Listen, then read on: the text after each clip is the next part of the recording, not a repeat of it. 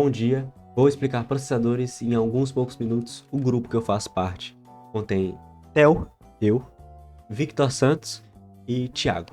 Vou começar sem enrolação. Quando estudamos computadores, um dos componentes mais importantes é o processador, que também muitas vezes é chamado de CPU. Na prática, são a mesma coisa. Porém, para visualizar melhor, a gente pode dizer que a CPU é a parte responsável pelo processamento de informações, enquanto o processador vai ser o componente físico em que a CPU se encontra. O processador é considerado um cérebro do computador porque é ele que vai executar todas as instruções do computador, seja elas vindo de programas, de aplicativos, desde assistir um vídeo, jogar, escrever um texto, tudo que você está fazendo no computador está sendo processado pelo processador, claro. Para entender melhor como o computador executa e processa essas informações, a gente precisa entender o que é o ciclo de instrução. Ciclo de instrução é o ciclo que o processador executa para poder realizar uma instrução e executá-la. Esse ciclo é composto por 3 etapas principais: buscar, decodificar e executar. Primeiro, o processador ele busca uma informação na memória do computador. Depois, ele decodifica essa informação, ou seja, ele interpreta o que tem que ser feito. E então, ele executa o que é para ser feito. Dessa forma, ele realizou sua ação. Esse processo ocorre de uma forma muito rápida. Cerca de bilhões de vezes por segundo ocorre um ciclo dessa forma. E é justamente isso que vai permitir que um computador rode de maneira fluida. Dentro da CPU, existem várias partes que trabalham em conjunto. Uma delas é a ULA, que significa Unidade Lógica e Aritmética, correto? É ela quem vai realizar os cálculos matemáticos. Ela que vai realizar as operações soma, subtração, multiplicação, divisão. Ela também vai realizar a comparação entre valores. Outra unidade importante é o UC, é a unidade de controle. Sua função é justamente controlar. Ela vai coordenar o funcionamento do processador. Ela que vai determinar qual instrução vai ser executada e vai controlar o fluxo de dados no processador. Também existem os registradores. Os registradores são pequenas áreas de memória dentro do processador. A sua função principal vai ser armazenar dados temporários. Elas vão armazenar dados temporários que serão usados justamente nos cálculos e no processamento das instruções.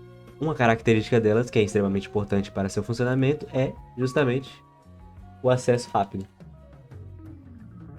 Elas são um tipo de memória de acesso extremamente rápido. Além dessas partes, os processadores modernos possuem um tipo de memória chamado cache. O cache é um tipo de memória que é usada para armazenar dados que são utilizados com frequência. E isso ajuda em quê? Isso ajuda em reduzir o tempo de acesso do processador e melhorar o desempenho dele. A memória cache possui diferentes níveis, sendo eles L1, L2 e L3. Cada um possui uma característica um pouquinho diferente da outra. A L1 ela vai possuir uma velocidade muito rápida, porém um espaço pequeno de armazenamento. A L2 já vai possuir um espaço um pouquinho maior de armazenamento, porém vai ser um pouquinho mais lenta. A L3 vai ser a mais lenta dessas todas, porém vai possuir um grande espaço de armazenamento. Outro conceito importante é a frequência do processador.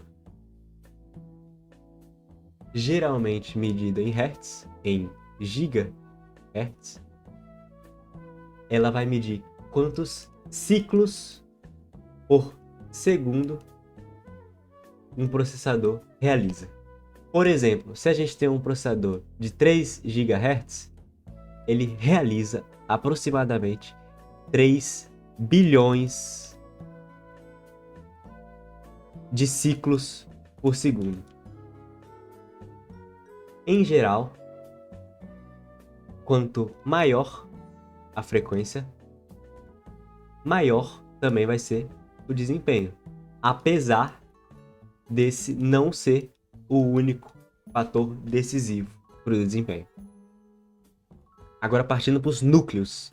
Atualmente, os processadores possuem múltiplos núcleos, correto? Núcleos que também são chamados de cores.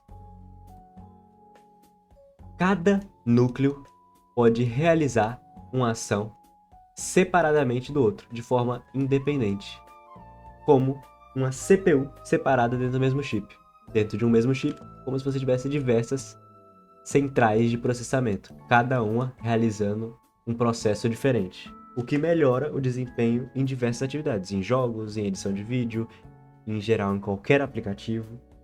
Quando você usa diversos programas simultaneamente também, eles vão rodar em núcleos separados para aumentar o desempenho. Outro ponto importante é a arquitetura do processador.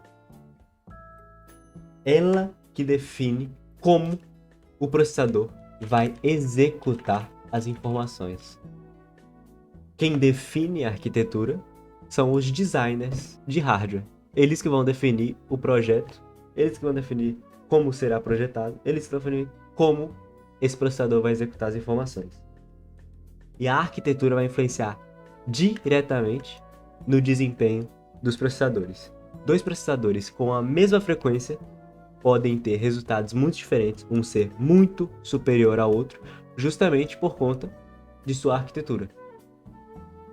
Outro conceito que é importante ressaltar são as threads. O que são threads? Threads são subtarefas. Quando seu computador está realizando uma tarefa grande, como um jogo, digamos que isso aqui é um monitor, você está jogando um joguinho aqui, ele vai dividir essa tarefa pesada em threads, em pequenas subtarefas. E alguns núcleos de processadores vão conseguir lidar com múltiplos threads de uma vez só. Então, um somente núcleo vai conseguir lidar com múltiplos threads. Quando um processador é capaz de fazer isso, a gente chama essa tecnologia de multithreading. É importante lembrar também que o processador ele não trabalha sozinho. Sua principal amiga, se é que podemos dizer assim, é a RAM. É a RAM que vai armazenar os dados e os programas que estão sendo utilizados no momento. Então a RAM vai enviar essas informações para serem processadas pelo processador, obviamente. O processador então vai enviar esses resultados ou para a memória novamente, ou ele vai enviar esses resultados para outros dispositivos. Essa comunicação com outros dispositivos não é feita diretamente. O processador ele vai se comunicar com a placa-mãe, o principal componente do computador, e a placa-mãe vai se comunicar com outros dispositivos. Dispositivos como um SSD, uma placa de vídeo, um mouse, um teclado, etc. Outro fator importante sobre o processador é o consumo de energia e o aquecimento. Eles estão diretamente relacionados. Quanto mais potente um processador, maior vai ser seu consumo de energia. E, consequentemente, maior vai ser seu aquecimento. E é por isso que os processadores eles vão utilizar sistemas de refrigeramento, os famosos coolers, que vão refrigerá-los para evitar justamente o superaquecimento do processador. E basicamente é isso. Só relembrando do que falamos. Falamos da diferença de processador e CPU. Falamos do ciclo de instrução. Falamos também das partes internas da CPU, da ULA, Unidade Lógica e Aritmética, da UC, Unidade de Controle. Também falamos dos registradores. Falamos também da memória cache. Falamos da frequência de um processador. Falamos do processamento paralelo, né? Dos núcleos, multithreads e threads. Falamos da arquitetura de um processador. E falamos dos aspectos físicos, em geral, do processador, que é o consumo de energia e o aquecimento dele. E basicamente é isso. Temos como conclusão geral que o processador, ele é basicamente, é uma ótima analogia dizer que ele é o cérebro do computador. É ele quem vai executar as instruções, é ele que vai realmente processar essas informações.